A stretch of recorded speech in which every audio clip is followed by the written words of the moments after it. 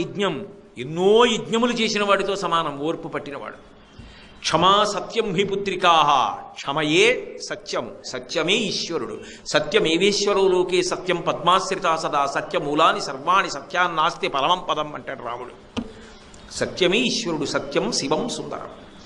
ఆ ఓర్పే సత్యం, ఓర్పే ధర్మము, ఓర్పే సమస్తము.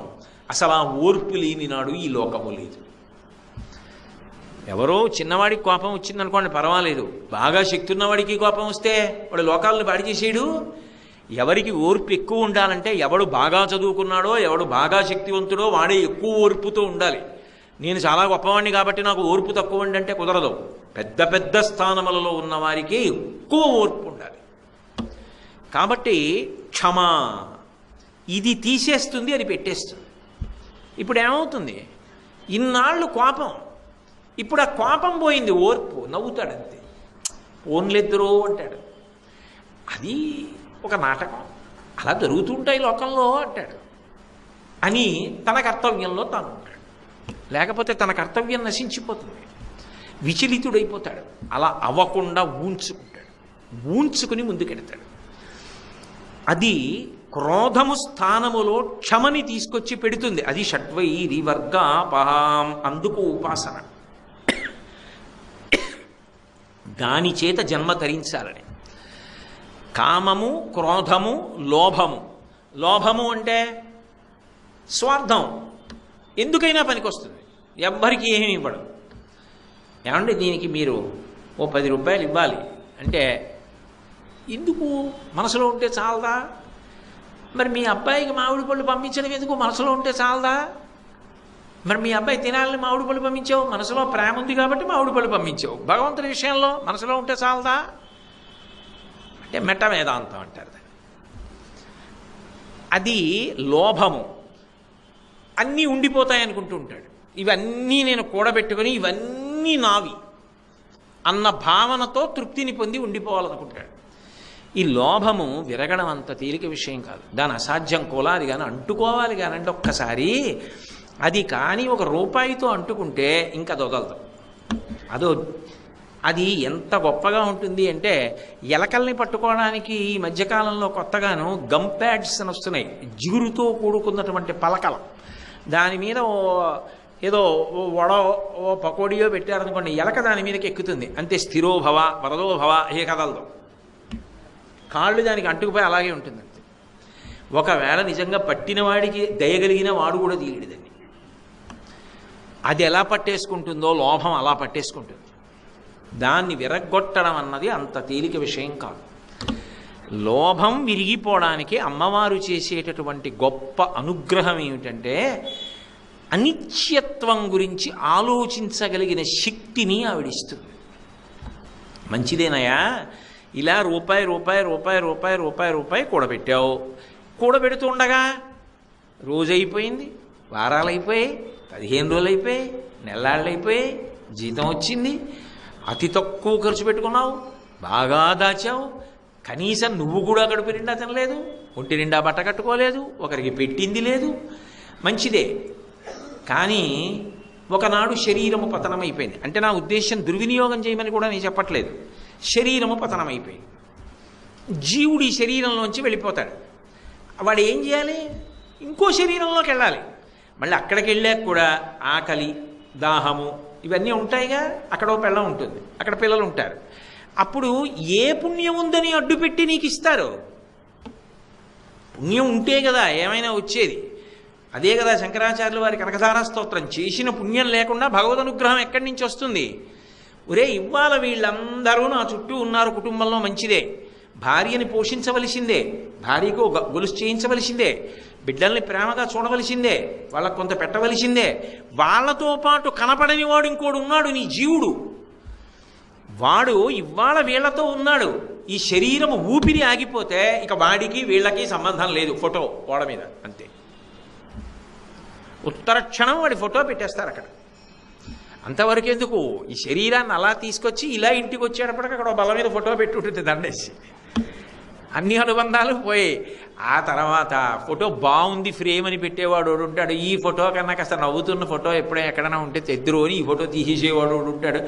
ఆ తర్వాత 10 ఏళ్ళు పోయిన తర్వాత ఆ ఫోటో లేదండి ఆమెపోయో ఆ రోజుల్లో సరిగ్గా 3 ఇళ్ళు మారణంలో పోయిందంటాడు. మనసులో పోయింది, చిత్రపటంలో పోయింది, నువ్వు సంపాదించింది పంచుకు తినిచ్చారు. ఎందుకు దాచావు? అదంతా నాకు ఉండిపోవాలనుకుంటే నిజంగా నీ జీవుడికి ఉండిపోవాలనుకుంటే కొంత దానం చేసింది ఏదో అది పుణ్యమై నీతో వస్తుంది. ఇక్కడ ఉన్నది నీది కాదు, దానం చేసిన పుణ్యం మాత్రం నీది.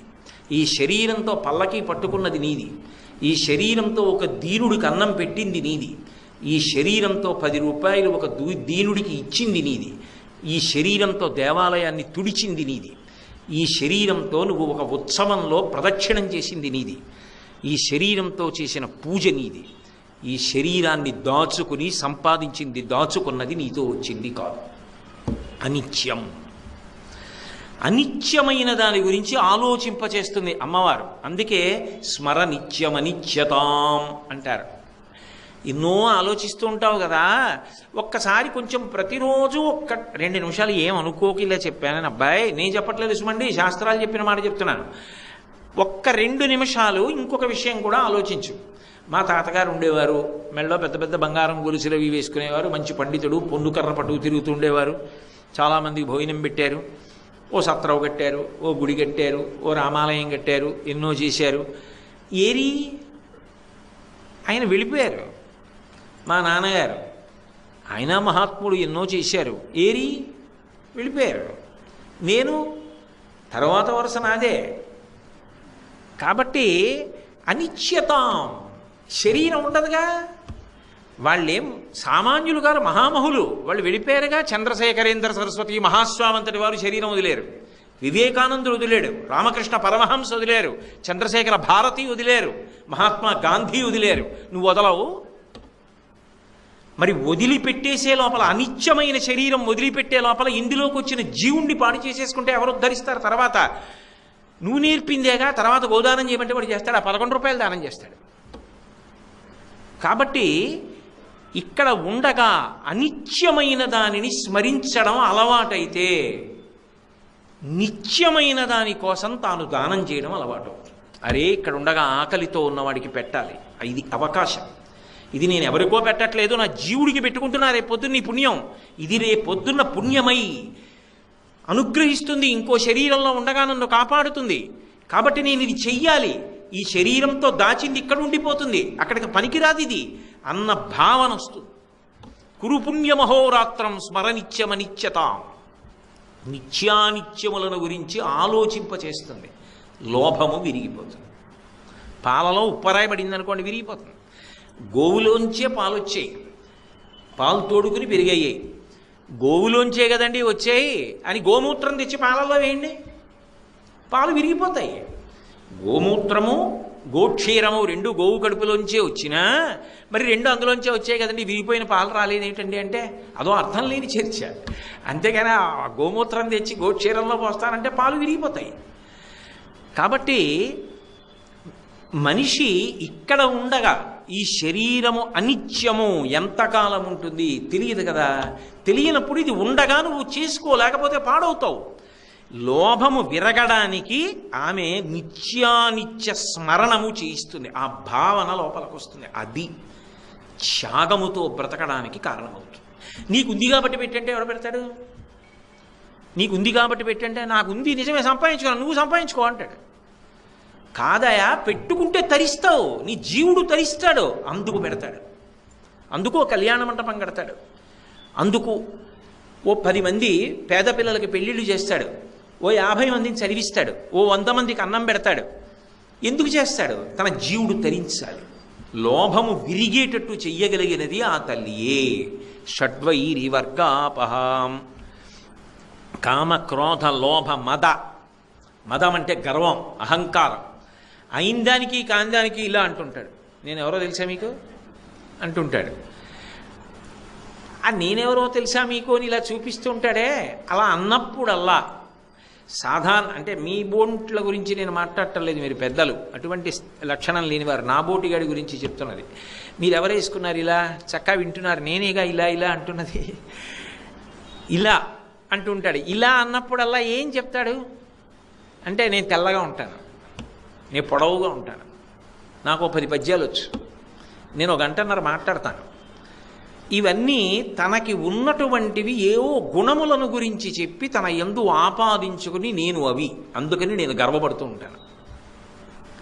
అమ్మవారు ఏం చేస్తుందంటే నువ్వు గర్వపడడానికి కారణమైనది ఏదుందో అది అనిత్యమని జ్ఞాపకం చేస్తుంది.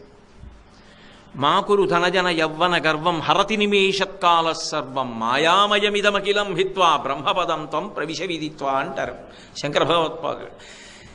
అన్నింటికీ తలో విరుగుడు అక్కర్లేదు, కాలం ఒక్కటి చాలు అన్నిటినీ విరిచేస్తుంది. 30 ఏళ్ల క్రితం ఎంత అందగాడు, ఇప్పుడు కూర్చుంటే లేవలేడు, ఒళ్ళంతా ముడతల పడిపోయి. ఒకప్పుడు పుస్తకం అక్కర్లేదు, ఎన్ని విషయాలు మాట్లాడేవాడు.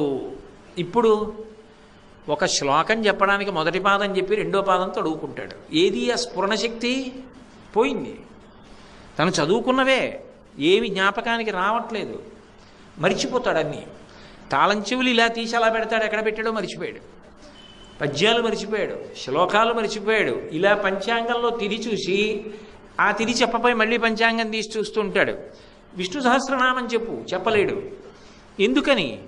కాలమునందు ఆ స్ఫురణ శక్తి పోయింది, జ్ఞాపక శక్తి పోయింది, అందగాడు పోయింది, శరీరం ముడతలు పడిపోయింది. గొప్ప అధికారి 60 ఏళ్ళు వచ్చాయి, దండేసి పంపించేశారు, మాజీ పోయింది. కాలమునందు అన్నీ పోయాయి. నీకు ఏది ఉన్నదని నువ్వు అనుకున్నావో అది కాలమునందు పరిమితంగా కొంతకాలమే ఉంటుంది. అది నీ దగ్గర ఎంతకాలం ఉంటుందో అంతకాలం దాన్ని అడ్డు పెట్టి నువ్వు చేసుకోగలిగితే పుణ్యం చేసుకో. నువ్వు మాట్లాడగలిగిన రోజుల్లో సంతోషంగా ఈశ్వరుడికి నైవేద్యం పెట్టు. నీ దగ్గర ఓపిక ఉన్ననాడు 10 మందికి సంతోషంగా వాళ్ళు బ్రతకడానికి నువ్వు చేయూతావు. ఇక ఆయన ఉన్నాడు మా ఊళ్ళో, ఆయన ఉన్నాడు మా వీధిలో అని 10 మంది సంతోషం పొందేటట్టుగా బ్రతుకు. ఆయన ఉన్నాడు మహానుభావుడు, నా దగ్గర డబ్బు లేకపోవచ్చు, ఆయన దగ్గరికి వెడితే 10 రూపాయలు ఇస్తాడు. నీ దగ్గర ఏది ఉన్నదో అది 10 మందికి ఉపయోగపడాలి. ఒక్కొక్క అధికారి చూడండి, ఆయన పదవీ విరమణ చేసి ఇచ్చు, అయినా కూడా ఆయన పేరు చెప్పుకుని అన్నం తింటున్నామండి ఇప్పటికీ అంటారు.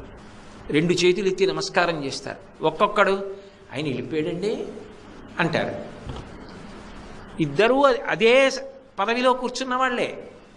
ఒక్కొక్కడు దాన్ని సార్థక్యం చేసుకున్నాడు, ఒక్కొక్కడు సర్వనాశనం చేసుకున్నాడు. మాకురు ధనజన యవ్వన గర్వం హరతి నిమేషత్కాల సర్వం. నువ్వు ఇలా చూపించి అస్తమానం దేని గురించి మాట్లాడుతున్నావో అది ఉండదబ్బాయి. అదో 20 ఏళ్ళో 25 ఏళ్ళో 30 ఏళ్ళు. కాకినాడ ఇన్నేళ్ళు అయింది కోటేశ్వరరావు మీరు వచ్చి అన్నారనుకోండి, ఏదో చెప్తాను, ఇన్నేళ్ళు అయిందంటే అంతకుముందు ఎక్కడ ఉండేవాడు, ఏదో ఎక్కడో ఉండేవాడిని అని మా ఆవిడ వంక తిరిగి, అబ్బా అప్పుడే మనం కాకినాడ వచ్చి ఇన్నేళ్ళు అయిపోయిందే అంటాను. అన్నేళ్ళు మళ్ళీ అయిపోతే ఇప్పుడు నేను చెప్తున్నవి కాగితంలో ఉన్నా సరిగ్గా చూసి చెప్పగలనో లేదో. ఈ చెప్పగలిగిన ఓపిక ఉన్నప్పుడు చెప్పుకో. రోజు తింటల్లా, రోజు పడుకోవట్లా, భగవంతుడి గురించి 1 గంట చెప్పడం కష్టమైందా? ఈ ఓపిక ఉన్నప్పుడు చెప్పుకో. అధికారంలో ఉన్నప్పుడు నలుగురికి ఉపకారం చేయి, డబ్బు ఉన్నప్పుడు నలుగురు ఆదుకో, ఒంట్లో ఓపిక ఉన్నప్పుడు 10 మందికి సేవ చేయి. ఇది స్మరనిత్యం అనిత్యతాం. ఏ విభూతిని ఆశ్రయించి నువ్వు గర్వాన్ని పొందావో, ఇది నాకుందని అహంకారం పొందుతున్నావో అది నిన్ను పాడు చేయడానికి పనికొస్తుంది. ఇది శాశ్వతంగా ఉండిపోదు. కాబట్టి దీన్ని నేను ఉన్నప్పుడే ఉపయోగించి సార్థక్యం పొందాలనుకుంటే గర్వం ఉండదు.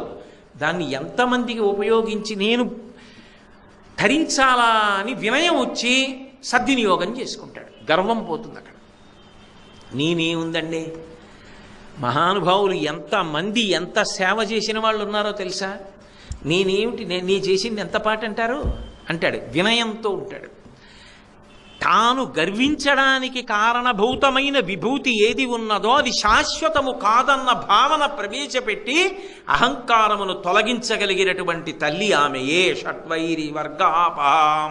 అందుకు ఆవిడ కాళ్ళు పట్టుకో, లేకపోతే జన్మ పాడైపోతుంది. వీటిలో ఏదో ఒక్క శత్రువు చాలు.